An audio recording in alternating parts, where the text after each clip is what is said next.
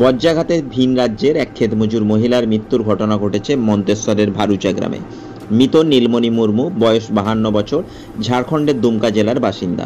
সপ্তাহখানেক আগে মন্তেশ্বরের ভারুচা গ্রামে আত্মীয়দের সাথে বোরো ধান কাটার কাজে আসেন তিনি। জমি মালিক সাগর গড়াই বলেন, বিগত কয়েক বছর ধরে ওই মহিলা ও তার মেয়ে সহ কয়েকজনের দল ধান কাটার সময় আসে। এবছরও সপ্তাহখানেক আগে ধান কাটার কাজে এসেছিল ওরা। সোমবার মাঠ থেকে বোরো ধান কেটে বিকেলে বাড়ি ফেরে। সন্ধ্যা নাগাদ খাবারের আয়োজন করছিল। সেই সময় বজ্রবিদ্যুৎ সহ ঝড় বৃষ্টি শুরু হয়। পরিবারের অন্যদের সঙ্গে যখন বসেছিল সে সময় আচমকা একটি বজ্রপাতের পর অচেতন হয়ে পড়ে ওই মহিলা।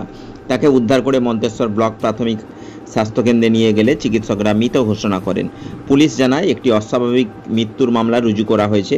মঙ্গলবার দেহ ময়নাতদন্তের জন্য কালনা মহকুমা হাসপাতালে পাঠান মন্তেশ্বর থানার পুলিশ। এই বিষয়ে মৃতের এক আত্মীয় ও জমির মালিক আমাদের জানালেন, মারা গেছে আপনার কে হয়? ঠাকুরজি। কি করে কি মারা গেলেন? ওই বাজ পড়েছে, মানে পাশে পড়েছে, ঢাকে মরে গেছে। কবে?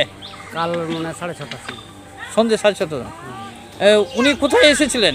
ভাচো কি করতে? কাজ করতে, ধান কাটতে। কদিন আগে এসেছিল? এই 10 দিন প্রায়। আপনারাও এসেছিলেন সঙ্গে? সঙ্গে ছিলাম। দিয়ে কালকে মানে কি করছিলেন সেই সময়? সেই সময় মানে এসে ধান ঝেড়ে মানে ওভারটাইম করছিলাম। হ্যাঁ। ওভারটাইম এসে ওইখানে বসেছিলাম, মানে জল বৃষ্টি পড়তে লাগলো। হ্যাঁ। বসেছিলাম, বাড়ির ভেতরেই বসেছিলাম। বাইরে ভেতরে? বাড়ির ভেতরে। বাড়ির ভেতরে তোমরা সবাই ছিলে? সবাই 4 জন ছিল। দিয়ে ওনার ইয়েতে? হ্যাঁ, কারো কিছু হয়নি। ওরই মানে আঘাতটা ওর কাছেই মানে পড়েছে। কি নাম ওনার? নীলমণি। নীলমণি কি মুর্মু। বাড়ি? বাড়ি গোবিন্দপুর, ঝাড়খণ্ড। এইখানে না না, ঝাড়খণ্ড। গোবিন্দপুর, হ্যাঁ, ঝাড়খণ্ড গোবিন্দপুর। বয়স কতটা হবে? 45। 45-50। তা থানায় কোনো অভিযোগ হবে? থানায় অভিযোগ হয়? হ্যাঁ, হবে না।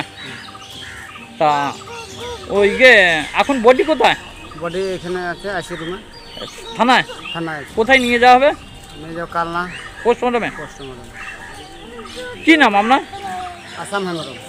বাড়ি? বাড়ি ঝাড়খণ্ডের। ঝাড়খণ্ডী? ঝাড়খণ্ড। একই জায়গায়? একই জায়গায়।